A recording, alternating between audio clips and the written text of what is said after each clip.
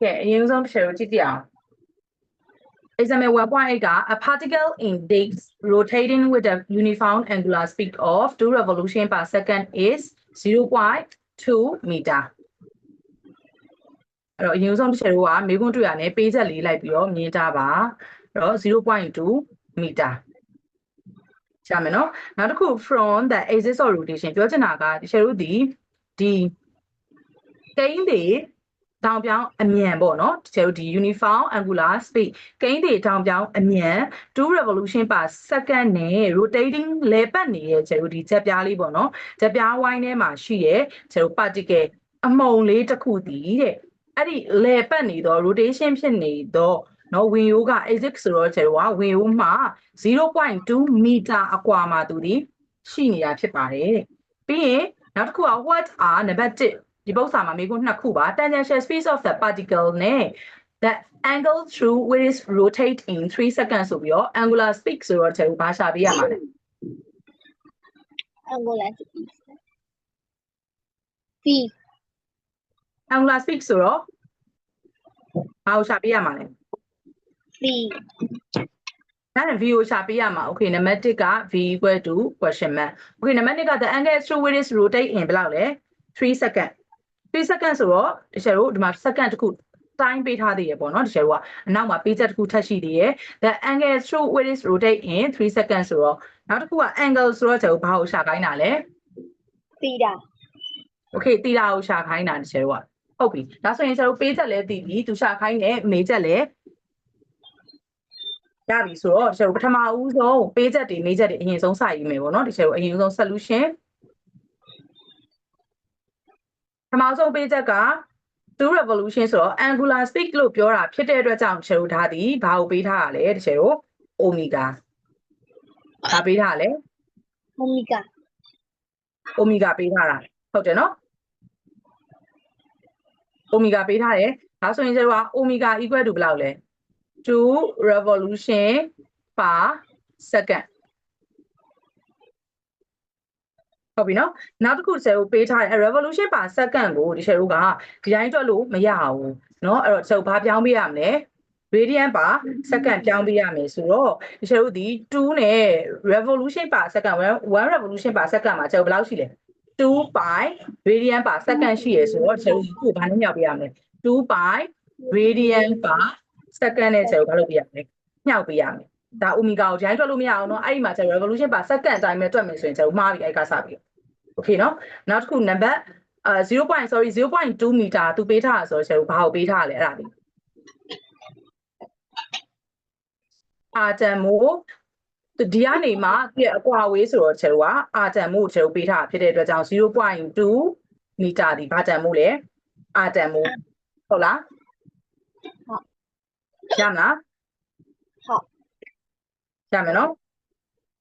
Okay နောက်တစ်ခုဒီချယ်တို့က number 1အနေနဲ့เนาะပထမအဆုံးချယ်တို့သူရှာခိုင်းတာက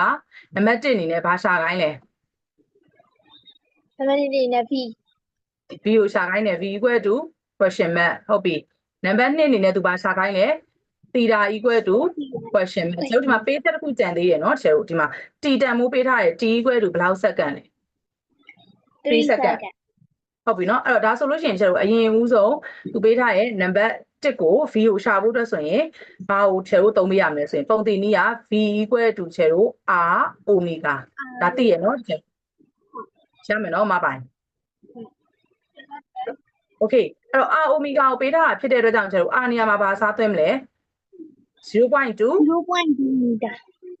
Okay 0.2 into omega နေရာမှာချယ်တို့က2 into 2 piအဲ့ဒီမှာဆယ်တို့ကတခုပြောချင်တာကဒီမှာ2 into 2 pi လို့မရေးဘဲနဲ့ဒီမှာတန်းပြီးတော့ပေါ့နော်ဆယ်တို့ဒီမှာရေးလိုက်လို့ရတယ်4 pi radian per second ရမလားဟုတ်4 pi radian per second Okay 4 pi radian per second ဒါဆိုလို့ရှိရင်ဆယ်တို့ဒီမှာတန်းပြီးတော့ဘာစားသွင်းလိုက်မလဲ4 pi radian per second ဟုတ်လားဒါဆိုရင်ကျွန်တော်အမြောက်လိုက်မယ်ဆိုရင်ဘယ်လောက်ဖြစ်သွားမလဲမြောက်လိုက်မယ်ဆိုရင်0.8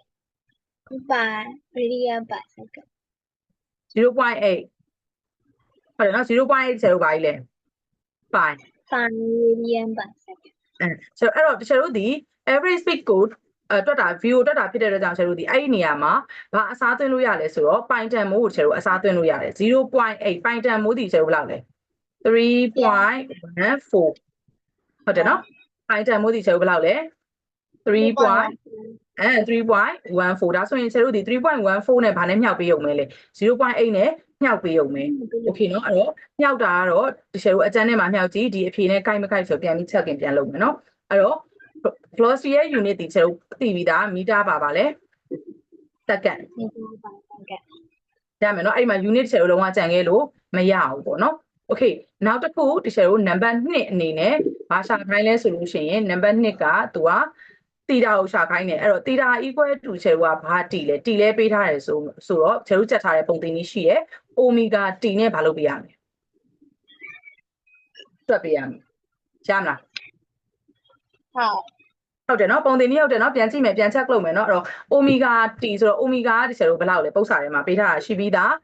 4 pi radian per second ဟုတ်တယ်နော်အဲ့တော့ချေက4 pi t ကပေးထားတယ်3ပေးထားတယ်ဆိုတော့တချို့တို့ဒီမြှောက်လိုက်တဲ့အခါကျလို့ရှိရင်ဘယ်လောက်ရလဲ4 sorry 4 3ဘယ်လောက်လဲ7 12 and 12 by အားကြီးလေချေတို့ radian 12 by ဟုတ်လား12 by radian ဒါပေမဲ့ဒီမှာ3 second ဆိုတော့ဟိုက radian per second နဲ့အနောက်က3 second နဲ့ဆိုတော့ချေတို့ကြည့်သွားတော့ဘာပဲကြံလဲ2 by sorry 12 pi ကျတော့ပါလေ radian ဟုတ်လားဟုတ်ရမလားသမီးရဲ့လည်းမအပ်ပုံနေနေပါတယ်မပါဘူးလားဘယ်ပုံသင်ကြီးလဲ omega equal to w ဒီလားမီးလေတီရာ equal to omega t တီရာ equal to omega t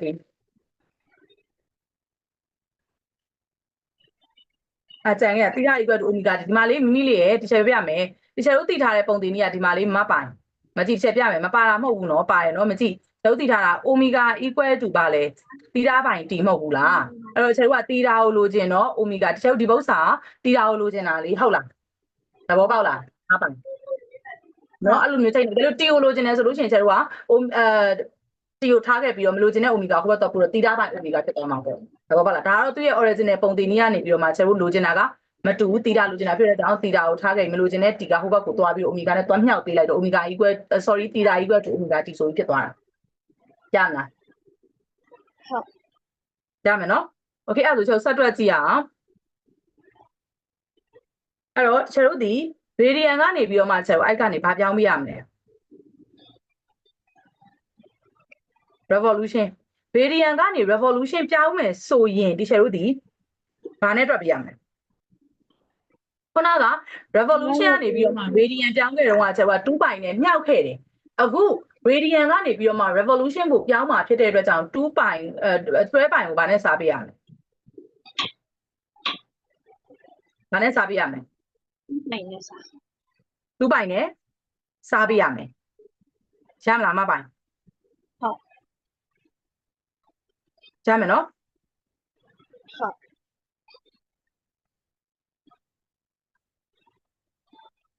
โอเคเนาะအဲ့ဒါဆိုရင်ကျတော့အပေါ်ကပိုင်နဲ့အောက်ကပိုင်နဲ့ဘာဖြစ်သွားမလဲခြေသွားမယ်အဲ့တော့ခြေသွားတော့ကျတော့2ကို7နဲ့စားလိုက်မယ်ဆိုလို့ရှိရင်ကျတော့အဖြေထွက်ပါပြီအဲ့တော့6เนาะအဲ့တော့6ကျတော့ပါလေ revolution ဆိုလို့ရှိရင်ရပါပြီဒါလေးပဲရမလားအဲ့တော့ကျတော့အစအနေပြန်ပြောရမယ်ဆိုလို့ရှိရင်သူကပု္ပ္ပစာထဲမှာပေးချက်ကတချေတို့ကို omega ပေးထားတယ်2 revolution per second ဒါပေမဲ့ကျတော့ revolution ကိုဘာပြောင်းပေးရမလဲ radian ပြောင်းပြီးတော့တွက်ပေးရမယ်ရမလားဟုတ်เนาะအဲ့တော့ကျတို့ဒီတီတာတွက်တဲ့အခါကြလို့ရှိရင်ကျတို့ဒီ down ဖြစ်တဲ့အတွက်ကြောင့်ကျတို့သူ့ကိုကျတို့ကဘာလဲဆိုလို့ရှိရင်ဘာနဲ့တွက်ပြရမလဲဆိုတော့ revolution နဲ့ကျတို့က radian ကို revolution ပြောင်းပြီးတွက်ပေးပါเนาะအဲ့ဒါလေးသတိထားမယ်เนาะတီတာရှာတဲ့အခါမှာပထမတစ်ခုအနေနဲ့ပေါ်အကောင်ကကျတော့ကျတို့ဒီချက်ရေးဒီမှာဘာဖြစ်လို့လဲဆိုလို့ရှိရင် radian ကိုပေါ်မှာကျတော့ radian per second ကိုကျတို့က revolution per second radian ပြောင်းခဲ့ရောဟုတ်တယ်မလားဒါကကျတို့ဘာရှာဖို့အတွက်လဲဒီရှာဖို့အတွက်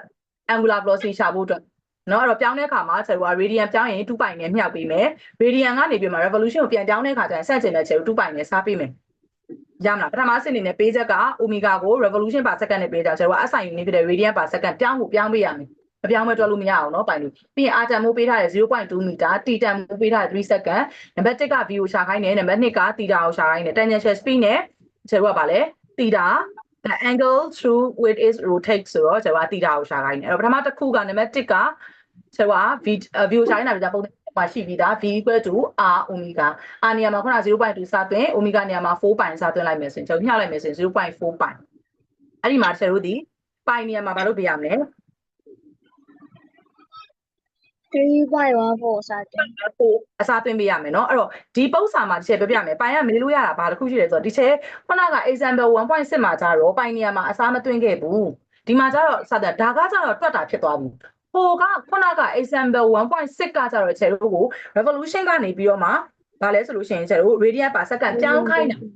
ဟုတ်လားချက်တို့အဲ့လိုမျိုးဖြစ်တော့ကျအဲ့ဒါကချက်တို့အစားသွင်းစံလို့ဒီဟာကျတော့ချက်တို့တွက်တာဖြစ်သွားပြီတွက်စာဖြစ်သွားပြီဟုတ်လားဒါမျိုးကြောင့်ပိုင်တန်မှုအစားမသွင်းဘဲနဲ့တွက်လို့မရဘူးဒီတိုင်းထားလို့မရအောင်နောက်ဆုံးအဖြေကချက်ခဏန်းနေလည်းပဲဖြစ်နေရမယ်သဘောပေါက်လားမပိုင်ဟုတ်နော်နောက်တစ်ခု omega တွက်တဲ့အခါကျလို့ရှိရင်ဒီချက်ကြီး omega တွက်တဲ့အခါကျရင် omega နေရာမှာချက်ကွာsorry သီတာတွက်တဲ့အခါမှာ သီတာ equal to omega ဒါမဲ့သူရဲ့ original ပုံသင်နည်းက omega equal to သီတာပိုင်း t သီတာကိုလို့ကျွန်တော်ချက် omega နဲ့ t နဲ့မြှောက်ပေးလိုက်တာဒါပဲပုံသင်နည်းကရှိပြီးသားအဲဆိုရင်ချက်တို့က4ပိုင် omega နေရာမှာ4ပိုင်ထားတွေ့မယ် t နေရာမှာ3စသွင်းလိုက်မယ်ဆိုရင်ချက်တို့မြှောက်လိုက်မယ်ဆိုရင်12ပိုင်ဘာလို့ radian ကျန်တာလဲဆိုတော့သူရဲ့ omega ရဲ့ unit ကချက်တို့ပါလဲradian per second ဒီအတိုင်းရကျတော့ second ဆို per second နဲ့ဒီ second နဲ့ကြည့်သွားတော့ radian ပဲကျန်တာ okay ဒါပေမဲ့ကျတော့သီတာကိုရှာတဲ့အခါကျရင် radian နေကျတော့ဘာလုပ်ပေးရမလဲ revolution ပြောင်းပေးရမယ်ဟုတ်ပြီနော်သီတာကကျတော့ revolution နဲ့ကျတော့တွက်ပေးရမယ်ဒါဆိုလို့ရှိရင်ကျတော့ revolution ကနေပြီးတော့မှradian ပြောင်းတော့က2ပိုင်နဲ့မြောက်တယ်အခု radian ကနေပြီးတော့မှ revolution ကိုပြောင်းတဲ့အတွက်ကြောင့်ကျတော့2ပိုင်နဲ့စားပေးရုံပဲဒါကကျတော့ပိုင်နေရာမှာအစားသွင်းစရာမလိုဘူးဆိုတော့ပိုင်နဲ့ပိုင်နဲ့ကြေသွားတဲ့အတွက်ကြောင့်ကျတော့အစားသွင်းတာမလိုတော့ဘူးဆိုတော့ကဏ္ဍမဲ့အတွက်6 revolution ဆိုပြီးတော့နောက်ဆုံးထွက်လာမယ်ဒါလေးပါပဲရမလားပိုင်လေးဟုတ်ရမယ်နော်နားလည်မယ်နော်မပိုင် okay ဟုတ်ပြီအဲ့ဒါဆိုလို့ရှိရင် let's go ပြကြည့်အောင်